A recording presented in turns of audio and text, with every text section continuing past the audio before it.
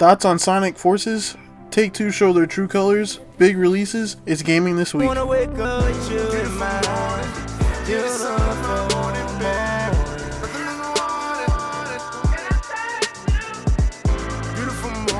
Big releases.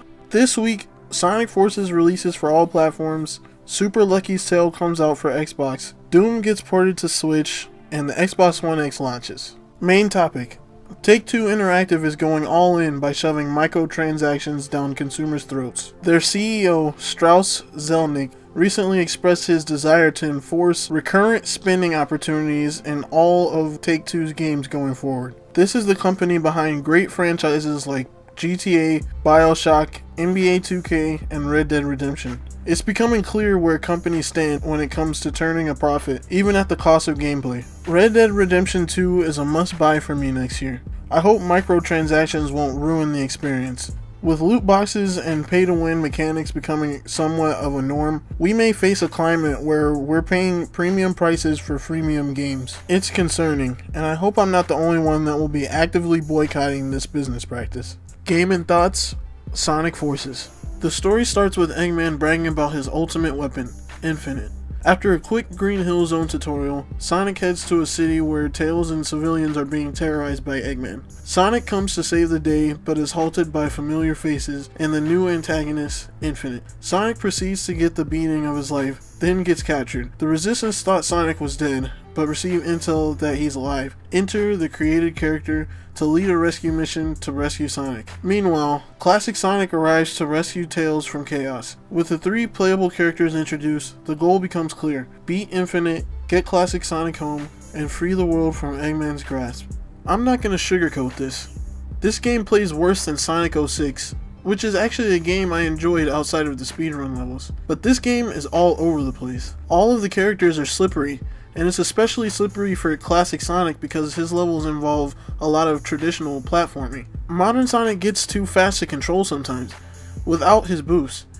He gets to a certain speed and starts running by himself like he's on rails. And to my surprise, I actually didn't dislike playing with the created character. His gameplay had some adventure style to it, and Wisp being in the game and not on their home planet doesn't make sense for the entire game, but for a powerless character in Sonic's universe, it makes sense for the created character to use them. The levels are too short, and I think I played longer in the 3DS port of Generations. Missions reward you with clothes and Wisp, boss battles are meh, and I don't even want to talk about Episode Shadow, because never in my life have I had so much hatred in my heart while playing as my favorite Hedgehog. If you made it this far, congratulations. You'll be the first seeing my rating system in full effect. I'm giving the story a 6.5 out of 10, the gameplay a 6 out of 10, the presentation a 6 out of 10, and the replayability a 5 out of 10. That would give this game an average score of 5.9 out of 10, with a crap emoji seal of disapproval. Do not waste your money on this game. I don't know how a game that took 4 years to develop and a delay could be this disappointing, but Sega manages. Before I show off some gameplay, I want to share something from the story that I thought was pretty funny. Okay, when Sonic gets captured, the rest of the Resistance assume Eggman killed him, and Silver says, "I'm an optimist, but I'm also a realist." But it turns out Eggman is leaving him alive to watch his world domination. I chuckled at the irony of the good guys thinking the villain would do what a villain does, but instead lets Sonic live for the sake of arrogance and plot, even though Eggman has an IQ of over 300, and the writers could have just written a story so that Sonic doesn't get captured. Anyway, here's some boss battle gameplay, and easily one of my favorite modern Sonic stages in the game. Have a good one, everybody.